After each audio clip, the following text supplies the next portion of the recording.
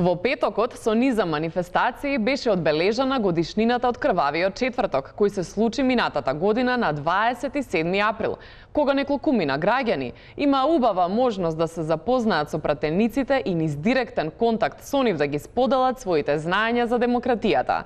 Да погледнеме како помина прославата.